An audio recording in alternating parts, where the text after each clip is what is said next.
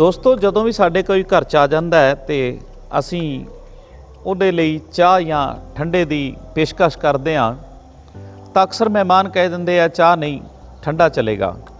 ਤੇ ਮੈਂ ਤੁਹਾਡਾ ਆਪਣਾ doctor Ranjit Singh Pannu electro homeopath ਤੁਹਾਡੇ ਲਈ ਇੱਕ ਸ਼ਰਬਤ ਦੀ ਪੇਸ਼ਕਸ਼ ਕਰ ਰਹੇ ਹਾਂ। ਘਰ ਬਣਾਓ ਤੇ ਸਸਤਾ ਸੁੰਦਰ ਟਿਕਾਊ ਤੁਹਾਡੀ ਸਿਹਤ ਲਈ ਬਹੁਤ ਵਧੀਆ ਔਰ ਆਏ ਗਏ ਮਹਿਮਾਨ ਲਈ ਬਹੁਤ ਵਧੀਆ।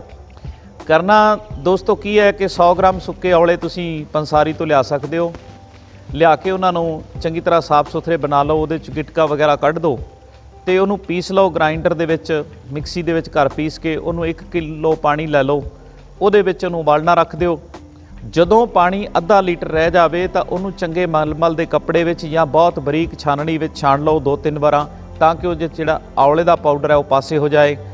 तो फिर उस ਜਿਹੜਾ पानी है अद्धा लीटर तुहाडे कोले औले दा बॉयल करके रखिया उहदे च 750 ग्राम पौना किलो चीनी पा लो। खंड नूं चंगी तरह हिलाउंदे जाओ, जदों हिल के वो बिल्कुल मिल जाए तो फिर किसी कच के मर्दबान विच जां कच की बोतल च पा के रख लो। तुहाडे कोले ये 60-70 रुपए दे विच 20-30 रुपए दा औलियां दा चूਰਨ है तुहाडा और 40-45 रुपए दी तुहाडी खंड है।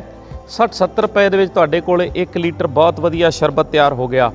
तुसीं इहनूं थोड़ा जिहा पाओ, बाकी पानी पाओ, बर्फ़ पाउणी है तुहाडी मर्जी, ठंडा पाउणा है, ठंडा पानी पाउणा है तुहाडी मर्जी है। बस इहनूं कल्ले नूं यूज़ करना है, इहदे च होर तुसीं कुछ भी ना मिलाओ, कल्ला पानी पा के ये बड़ा वधिया स्वाद और तुहाडी सेहत लई विटामिन सी दी कमी नूं पूरी करन वाला, हाजमे नूं दुरुस्त करन वाला, तुहाडे सेहत नूं चार चन्न लाउण वाला शरबत तैयार है जी। जिहड़ा तुसीं बाज़ारों शरबत लांदे हो उन्होंने सुरक्षित रखण वास्ते प्रिजर्व करन वास्ते बहुत तरह के प्रिजर्वेटिव पाए जाते हैं, इत्थों तक कि कीटनाशक भी पाए जाते हैं ताकि उस कीड़े ना पै जाण।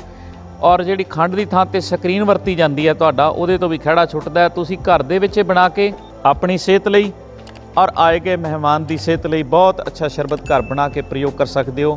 वीडियो वेखण लई बहुत बहुत धन्नवाद।